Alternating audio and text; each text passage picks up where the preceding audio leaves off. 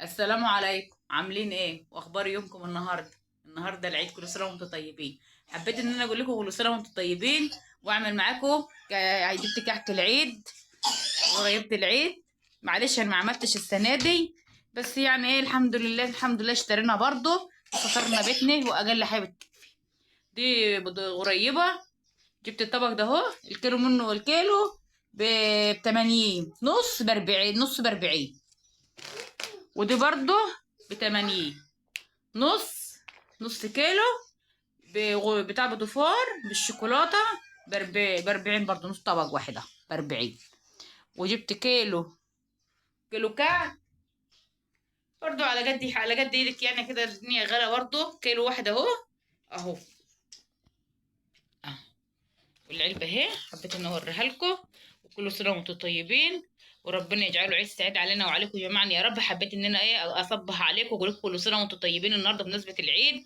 ما حبيتش ان انا انفذ اليوم من غير ما اقول لكم كل سنه وانتم طيبين. زماني متعوده بكلمكم على طول. وادي الكعكه البسكوت اهو. برضو الدي بقى ارخص شويه، دي ب 70، الكيلو ب 70. والكعكه برضو الكيلو ب 70 اهو. جميل خالص. وجبنا كيلو. وقلنا ايه، كل سنه وانتم طيبين، واخبار يومكم يا رب يكون يومكم بخير يا رب علينا وعليكم جميعا. وطبعا حلاوه العيد احنا صورناها معاكم ووريناها لكم اهي وقبل كده.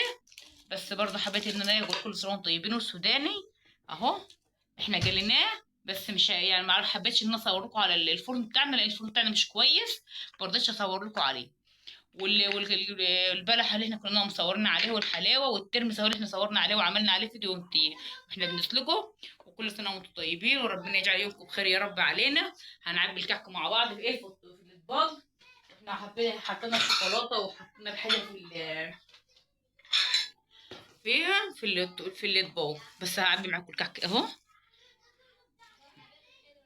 اها. يا رب يومكم يكون بخير علينا جميعا يا رب، ويجعله عيد سعيد علينا وعليكم جميعا يا رب. كل سنه وانتم طيبين، وربنا يجعله عيد سعيد علينا وعليكم جميعا يا رب بالخير يا رب. واقل حاجه بتكفي. وكل يوم عايز، مش تزعلوا مني، كل يوم عايز، والدنيا غلا والعيال مش بتبطل طلبات.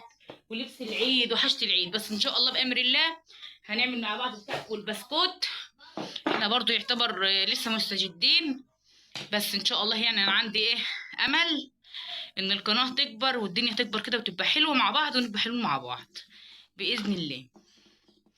ما فتحتش الغريبه هفتحها.